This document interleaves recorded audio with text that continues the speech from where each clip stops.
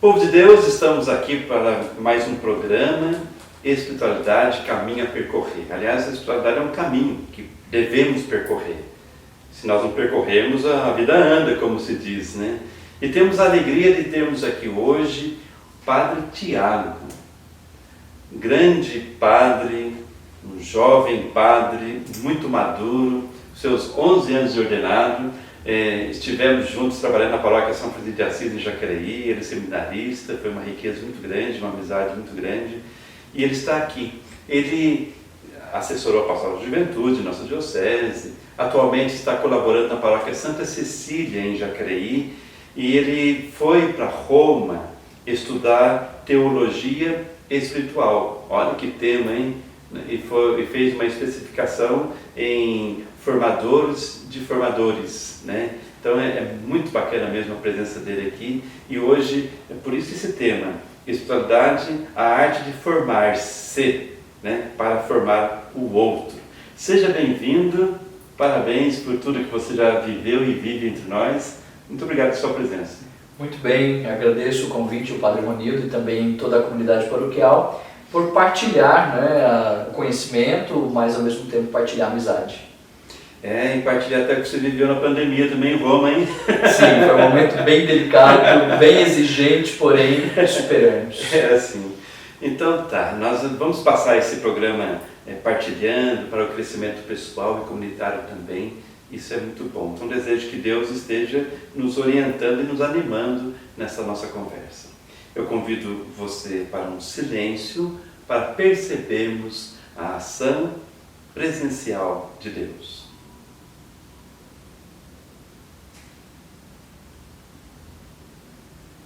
Glória ao Pai, ao Filho e ao Espírito Santo. Como era no princípio, agora e sempre. Amém. Amém.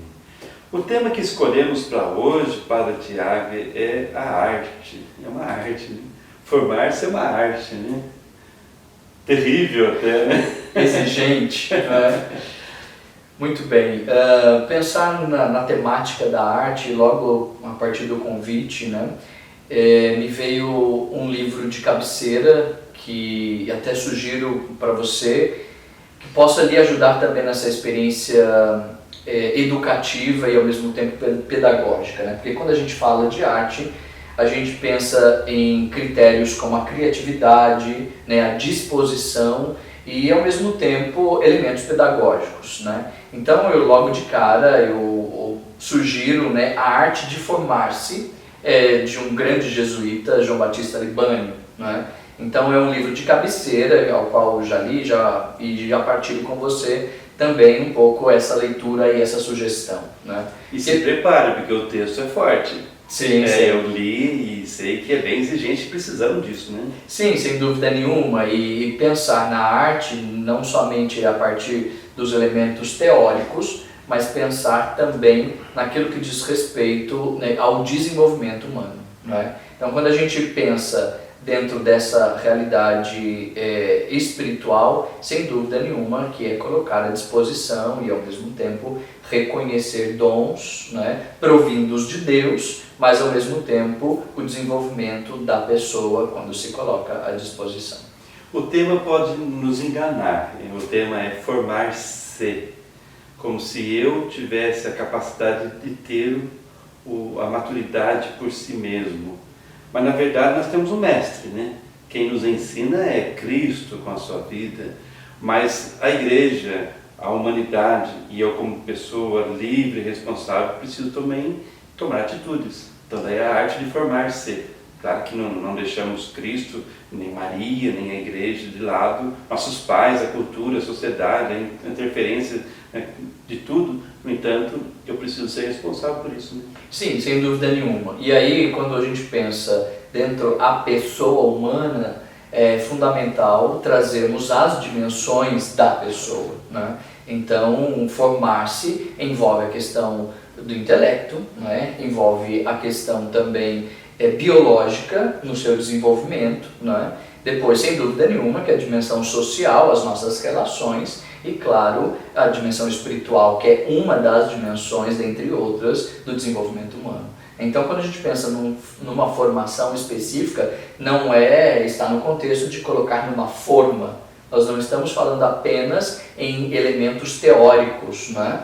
Mas estamos numa oportunidade de tirar para fora aquilo de melhor que temos. E aí, então, a educação ao formar-se envolve isso, de tirar de dentro, né? Sair daquilo de melhor que trouxemos. Numa linguagem, podemos pensar assim, filosófica, é a ideia da maiêutica, né? Ou seja, de tirar para fora, né? Ou seja, vamos até associar com a imagem da parteira, que traz a luz, né? Então, quando a gente pensa dentro desse contexto da formação, propriamente dito, é tirar aquilo que o outro tem de melhor, né? Quando você diz assim que é preciso tirar do melhor, daí entra a dimensão intelectual, no meu ponto de vista. Quem sou eu perto de você, que fez o mestrado nessa área, mas está assim, se eu quero tirar o de melhor, eu preciso conhecer o que é de pior. Sim. Poder discernir, separar e saber escolher, né? Não é verdade? Sim, você falou uma palavra-chave dentro daquilo que é bom e aquilo que é negativo, que é a palavra discernimento, né? O discernimento ele serve para isso, né? Para decisões, para as escolhas, né? E aquilo que eu escolho, ele determina o meu ser. Eu digo que nós somos as nossas escolhas. Então a nossa escolha, ela determina o nosso ser. Mas eu preciso conhecer aquilo que é bom, aquilo que é louvável, aquilo que é positivo. E aí, numa linguagem cristã, vamos trazer a ideia das virtudes, né? Das disposições no hábito em querer fazer o bem, né? Agora, ao contrário disso, são os vícios. Então, ou seja, aquilo que é negativo, aquilo que não me faz crescer, aquilo que me coloca como uma barreira também, né? Então, mas eu preciso passar por um processo de discernimento. A pessoa em si, ela discerne entre o positivo e aquilo que afasta de Deus, podemos pensar assim. Bem que a raiz da palavra discernimento é separar, né? Eu separo como se colocasse várias coisas em cima de uma mesa e vou ver o que é cada situação e fazer as escolhas, deixar de lado o que é bom, o que não é, etc. Né? Fazer suas decisões mais acertadas, né? Sim, na espiritualidade cristã, claro, com a presença de Deus, das moções do Espírito, né? Só que trazendo um autor muito importante que fala do discernimento, que é Santo Inácio de Loyola, dentro das moções de consolação e desolação, ele vai dizer que até mesmo as coisas positivas, as bondades, elas nos podem enganar. Então aí tem que tomar um cuidado para que a pessoa possa se integrar. Aquilo que é positivo, integra. Não é? Porque nem tudo que é bom podemos pensar assim faz crescer. Então preciso ter um cuidado, que até mesmo, diz Inácio, que até mesmo as coisas boas, elas podem nos enganar. Ele fala assim, nem tudo que é bom é de Deus, nem tudo que é ruim é do diabo. Então daí o discernimento.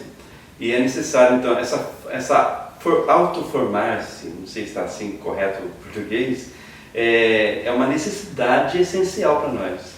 Sim, além de ser uma necessidade, porque a pessoa para se encontrar, né? E aí, por isso que eu disse logo no início, a questão das dimensões, né? Ela se encontra consigo mesma para encontrar-se com o outro, porque senão, de repente, ela não vai oferecer nada, ou ela pode oferecer somente coisa boa, ou somente coisas ruins, né? Então, a primeira coisa, esse autoconhecimento, né? Que complete toda a pessoa e ao mesmo tempo a ajude a se envolver com outras realidades. Tomemos sempre cuidado para não ser uma coisa intimista. Não é um intimismo, mas é pessoal. Quer dizer, eu como pessoa que sou responsável na minha maturidade ou na minha falta de maturidade, mas me torno responsável sempre de um encontro, de descobertas, de decisões, né? Sim, e aí eu gostaria de usar as 3 vias que nós podemos dizer assim da espiritualidade cristã, atribuídas já desde os primeiros séculos com os grandes santos da igreja, né? A primeira é a via purificativa. Então eu vou me purificando, não é? Verificando aquilo que é negativo, não é? E ao mesmo tempo vou me associando com da via purificativa, eu vou para a via unitiva, não é? E ao mesmo tempo reconhecendo a via iluminativa, ou seja, são 3 vias que completa a espiritualidade cristã, podemos pensar assim: eu me purifico, eu faço um processo de reflexão em torno daquilo que convém, se é de Deus ou não, para me unir cada vez mais com Deus. Então, dentro dessas 3 vias, é importante ter sempre presente para o desenvolvimento da pessoa. Eu poderia dizer que Deus sempre respeita a minha realidade, então a formação que eu devo fazer em mim mesmo, a partir de Deus, é sempre a partir do meu potencial, das minhas limitações, da minha realidade. Porque senão a gente fica com o ideal, mas não abraça o real. Deus sempre aproveita, entre aspas, ou até sem aspas, não sei, aproveita muito da realidade da pessoa, a partir da realidade da pessoa. E eu também preciso, a partir da minha realidade, crescer, amadurecer, né? A realidade que me rodeia, aquilo que eu tenho de oportunidades para crescer como pessoa humana e como cristão. Então, Deus, Ele não força a barra, a graça de Deus vem diante da realidade que nós somos e temos. Sim, aí é importante, sobretudo, né, também ter um olhar clínico, né, podemos pensar assim, para a realidade ao qual eu estou envolto, né. E aí uma dica, né, eu gostaria de sugerir, por exemplo, um treino, né. Peça na tua oração ou no teu desenvolvimento humano o dom da percepção. Por quê? Perceber é analisar, verificar, discernir, para depois agir. Porque senão as nossas ações elas podem ser impulsivas. Por isso, se eu utilizo e peço a graça do dom da percepção, né, dentro dessa realidade que me circunda, a minha relação com os seres, com a criação, né, com o próprio Deus, com os outros, eu vou percebendo para que as minhas ações sejam, no mínimo, mais assertivas, né? Então aí eu uno também a minha experiência de vontades, né? A dimensão volitiva de cada pessoa, ou seja, eu vou verificando aquilo que é bom, as minhas vontades, as minhas aspirações, os meus desejos, a aproximação, mas ao mesmo tempo vou tendo uma percepção, né? Então os sinais dos tempos eles se revelam e Deus também se manifesta a partir deles. Querendo ser um provocador desse tema, nós temos muitos livros de autoestima. A autoestima, livros de autoestima são bons, ajudam, mas não são suficientes na autoformação. Porque se eu fico só na autoestima, eu vou mexer com o meu ego, com uma dimensão psicológica, sem talvez todo o contexto geral da vida, né? É um risco que temos. A autoestima, os livros, enfim, que hoje está muito na moda. Se vende tantos, né? Sim, eu penso que é importante num primeiríssimo momento, para aguçar o conhecimento, mas eu tenho que fazer daquele conhecimento um exercício também prático, não é? E aí, em que sentido que aquela leitura me ajuda a crescer, né? Então, por isso que eu falava também dessa questão da percepção. Porque a autoestima ela vai envolver muito a ideia, seja das emoções e dos sentimentos, né? Emoção não é a mesma coisa que sentimento. Emoção é aquela reação primeira, né? E o sentimento é aquele que vai permanecer depois, né? Então, digamos, quanto mais emoção, mais sentimento. Ou quanto menos emoção, menos sentimento. Então, os livros de autoestima eles vão mexer no primeiro momento com a minha emoção, né? Mas eu tenho que tomar um pouco de cuidado, dizendo aquilo que fica, permanece, eu consigo praticar aquilo, me coloca numa condição de equilíbrio. Eu penso que a espiritualidade também nos proporciona um equilíbrio de estar estável diante, sobretudo, das intempéries da vida. O seu mestrado na área da espiritualidade foi a questão de formadores e de formadores, né? A formação de formadores. Quem é formador não pode se sentir um super-homem. De maneira alguma. Mas precisa se sentir responsável por si. Sim. E isso também requer para o pai de família, para a mãe de família, para um profissional, né, na área da comunicação, jornalismo, da mídia. Quer dizer, quem está fazendo isso precisa estar convicto do caminho que tem que percorrer também. Sim, e seja qualquer líder, né, ele precisa deixar ser liderado também num determinado momento da nossa vida, né? Então é importante, por exemplo, quando a gente fala de direção espiritual, a pessoa que dirige, ela tem que deixar ser dirigida, né? Quando a gente também transmite a dimensão de alguém que conduz, tem que deixar ser conduzido. E aí o primeiro passo é encontrar-se consigo mesmo, né? E aí uma outra sugestão que eu dou para aqueles que lideram, seja o pai, seja o professor, seja aquele que possui um destaque na sociedade de liderança, ele tem que buscar integrar o seu passado no seu presente para projetar o seu futuro. Então, uma das primeiras marcas, podemos pensar assim, de um bom líder é encontrar-se consigo mesmo, né? E aí no que diz respeito dessa integração, né? Porque nós carregamos muitas coisas ao longo da nossa vida que às vezes nos desintegram, né? E só vamos descobrir futuramente, mas é importante escarafunchar, quem sabe, a nossa vida, e acredito que esse é o primeiro passo, para depois formar outros também, né? Se integrar primeiro, para depois ajudar no processo integrativo. A igreja, ela tem um papel muito importante na sociedade, na humanidade. Existe um risco muito grande para nós que somos homens e mulheres de igreja, se podemos falar assim, de termos uma religião alienada. Daí é ruim. Então, eu tenho uma boa formação e eu sei que eu quero o que eu faço, mas na linha alienante, isso não é bom. Mas mesmo assim, olhando o lado positivo, a igreja oferece muito para a humanidade e para os fiéis. Ela tem um conteúdo, não só de doutrina, mas de experiência divina, né, de Deus, e experiência humana. Então, apegar-se àquilo que a igreja apresenta como mãe é também um caminho para saber que caminho tomar, né?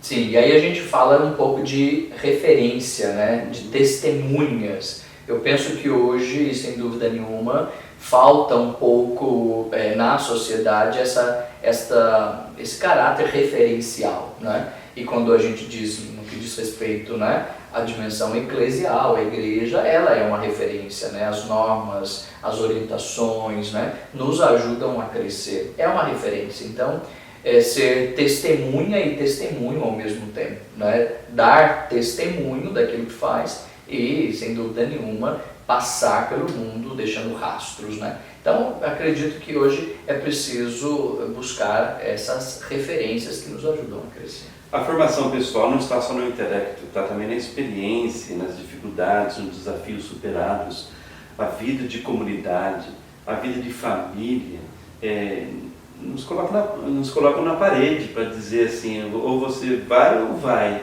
Quer dizer, a formação também está na capacidade de superação, né? A pessoa madura não é aquela que é perfeita, é aquela que sabe encontrar, buscar soluções para as dificuldades, né?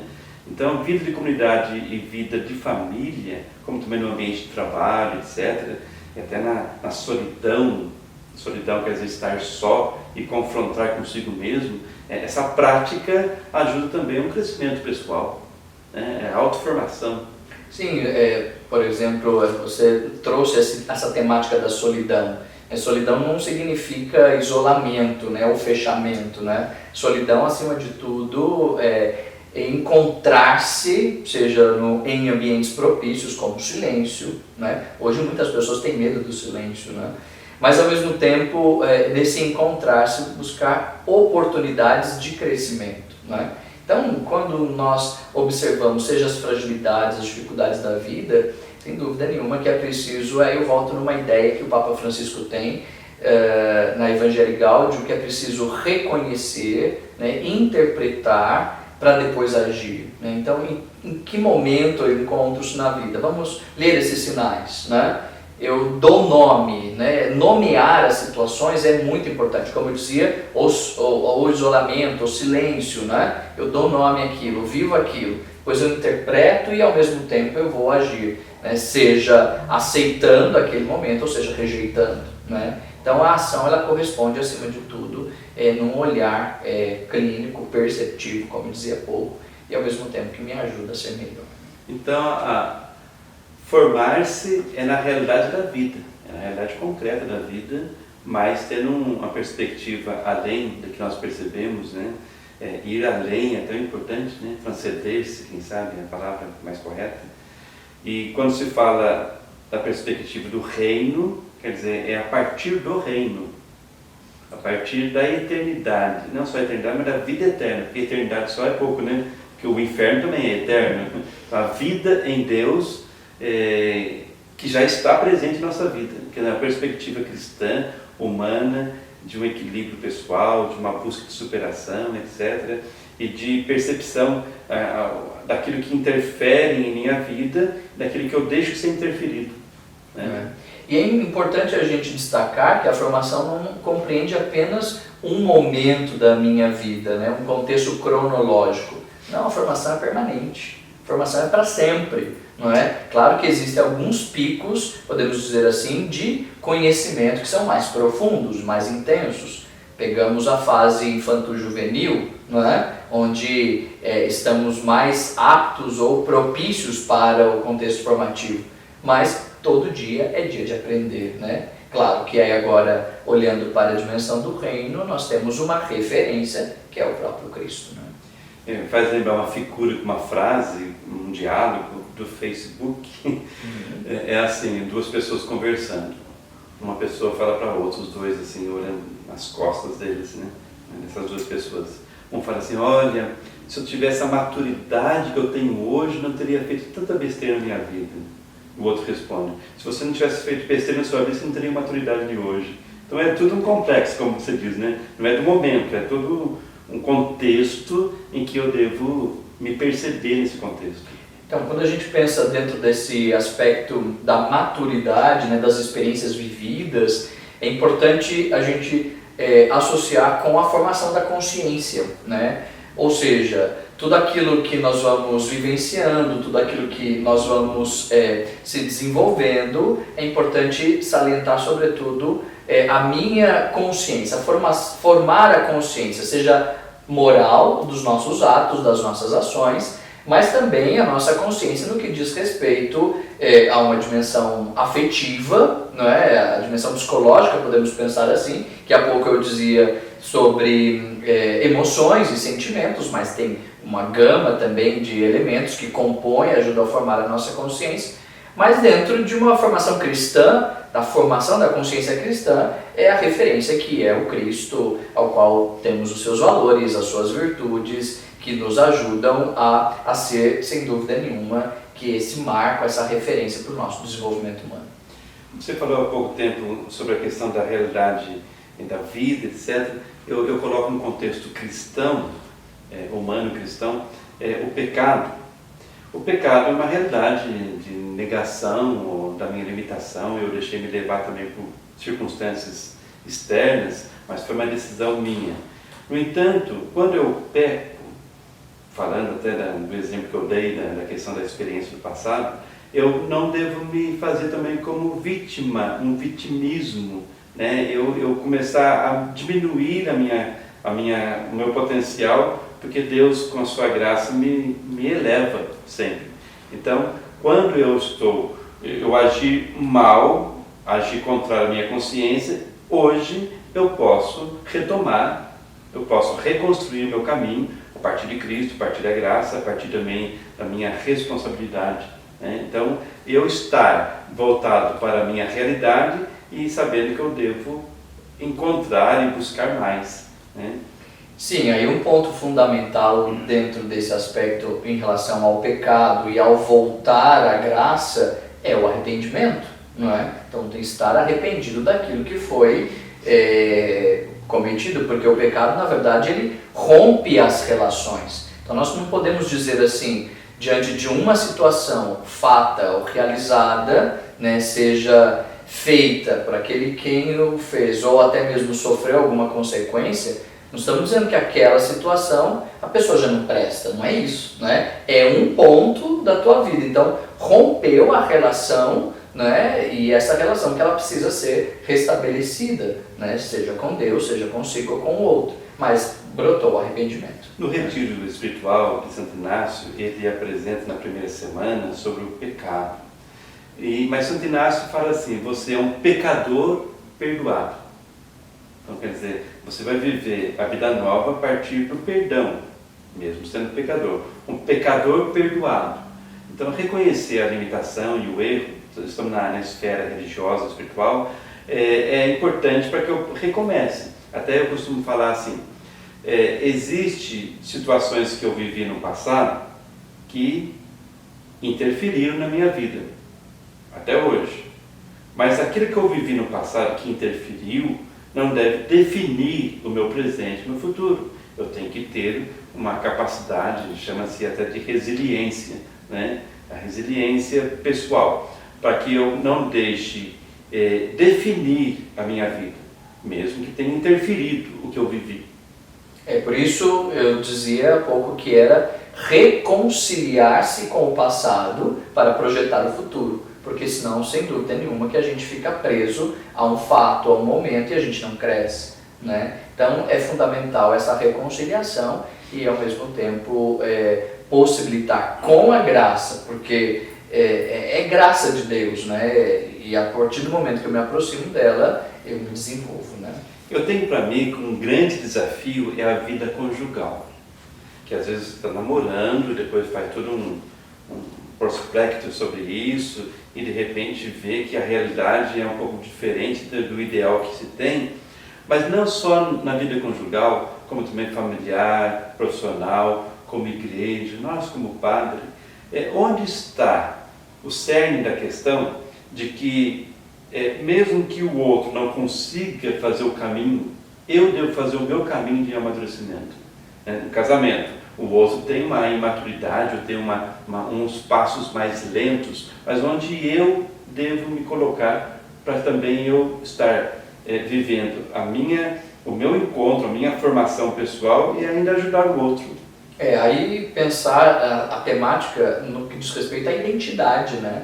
Eu me identifico, né?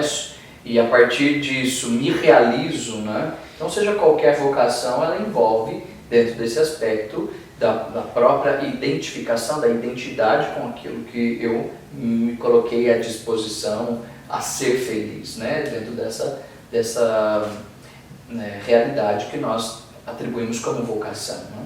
Que seria até dom e tarefa, é uma expressão que tem a teologia, né? Deus dá o dom, Deus chama, Deus dá condições, e eu tenho também a minha tarefa, a minha missão, né? A minha parcela de compromisso, né? Esse tempo de pandemia, aproveitando sua presença aqui, porque desde que eu te convidei eu pensei nisso, sabe? Você viveu lá um tempo difícil, como muitos, mas você viveu com 100 pessoas, 100 alunos? Nós éramos na nossa universidade 220 sacerdotes, né? E naquele momento, né, quando explodiu toda a questão pandêmica na Europa, a Itália foi um dos primeiros países, ou o primeiro país a ser atingido devido a toda a situação. Um terço da minha comunidade, né, cerca de quase 80 sacerdotes ficaram enfermos, e todos os meus amigos mais próximos tiveram também essa questão muito intensa, né? E como administrar tudo isso? Bom, além da oração, né, que é um aspecto que nos possibilita a tranquilidade, mas uma oração, ainda quero frisar, pessoal, porque não era mais comunitária. Mesmo estando da mesma casa, por exemplo, eu passei 2 meses rezando a missa sozinho no quarto, como os meus companheiros também que lá estavam, né? A gente não podia se relacionar. Então, eu penso que uma das possibilidades foi se pacificar-se pela oração, né? Depois, um outro elemento importante também foi as mensagens, né, de motivação. Por isso, as redes sociais, né, nos ajudam muito quando eu utilizo para o bem, né? Então, as motivações, mensagens, né? Vídeos, por exemplo, teve um grupo de amigos que fizeram, né, um vídeo longo que me mandaram, enfim, e ainda sem contar as videochamadas. Isso foi muito interessante. Foram formas de superar as dificuldades do isolamento. Você passou 2 anos lá? Eu passei 2 anos em Roma. 2 anos em Roma, e tudo isso ainda vivendo longe da família. Sim. Né, os amigos, família, a diocese, o lugar onde, né, entre nós padres temos a convivência. Você estava num país estranho, entre aspas, né, outra cultura, e sobreviveu. Sim. Depois você veio para o Brasil e ficou de quarentena. Mais quarentena. Mas um diferencial assim, aqui a gente está na nossa casa, né? Então, quando a gente muda de espaço geográfico, né, no caso não tinha, né, a família, os amigos, enfim, você tem que também se colocar à disposição e num contexto de adaptação, né, e se readequar e ainda mais, entrar numa cultura e respeitar aquela cultura, né. Então, quando a gente já vai com barreiras, dizendo é do meu jeito, da minha forma e se fecha, o risco é você também se perder. Mas quando você se coloca numa condição de abertura, de aprendizado, dizendo vai passar, né, vou crescer ainda mais, isso é um diferencial. Então a disponibilidade tem que ser um dos critérios, sobretudo quando a gente muda de espaço físico. Padre Tiago Miceliano Dias. Isso. Está quase chegando ao fim do nosso programa, nosso horário, que pena. Bem. Mas quando se trata da pandemia, eu diria assim, teria um programa só sobre isso. Mas eu diria assim, a formação, a autoformação, ao formar-se nesse tempo, as pessoas podem aproveitar a oportunidade ou não. Né? Nesse tempo agora que está tudo diferente, tudo mudado. Então a capacidade de crescer como pessoa, em conhecimento, em convivência, etc. Ou ficar no desespero e não aproveitar isso. Né? Então é todo o contexto da vida, eu creio que é uma oportunidade esse tempo que nós estamos vivendo desde março, né? E oportunidade de conhecimento de si mesmo, do outro e do próprio sentido da vida. Né? Sim, é importante salientar esse programar-se, isso é importante, né? Até mesmo no ócio, porque nós estamos num contexto onde deixamos de toda uma agitação que estávamos acostumados, seja trabalho, sair, enfim, né? Mas se programar mesmo na ociosidade, né? Então eu digo, é fundamental trazer no coração, né, esse aspecto do programar-se, né? Programar a vida, programar o coração, né? Programar as nossas atividades. Né? Muito bem. Chegamos ao fim, infelizmente, o tempo é sempre curto e eu convido que você faça para nós as considerações finais, por gentileza. Sim, agradeço antes de mais nada, né, a presença de estar com vocês, ajudando a crescer na fé, a formar-se, né? É importante dentro de um aspecto formativo, né, pensar uma característica de reconciliar-se com a nossa história, com o nosso passado, olhar para o presente para projetar o futuro. Né? A formação ela passa dentro desse aspecto da identidade, né? De olhar para si e ao mesmo tempo para ajudar outros a formar-se. Então é fundamental, dentro de um contexto, claro, cristão, buscando as referências do Cristo, os valores e as virtudes. Né? É importante, então, olhar para o nosso passado, né? Reconciliar com ele no hoje para projetar o futuro. Muito bem. Eu diria assim que é importante, você até comentou, deixar ser formado por alguém. E esse alguém é Cristo e também um irmão, um conhecido, as circunstâncias da vida. Deixar ser formado. E ser ousado para poder também reconhecer suas limitações, mas também seus potenciais para ajudar o outro a crescer. Mas antes, cresça primeiro, né? Busque o seu crescimento, não num fechamento em si mesmo, mas crescimento para poder servir melhor o outro. E Cristo é exemplo perfeito sobre isso. Né? Então vamos continuar assim, como igreja, como pessoa humana, como cidadãos. Né? Muito obrigado, Padre Tiago, uma alegria imensa tê-lo aqui conosco. Muito obrigado pela sua colaboração e seja feliz no seu ministério.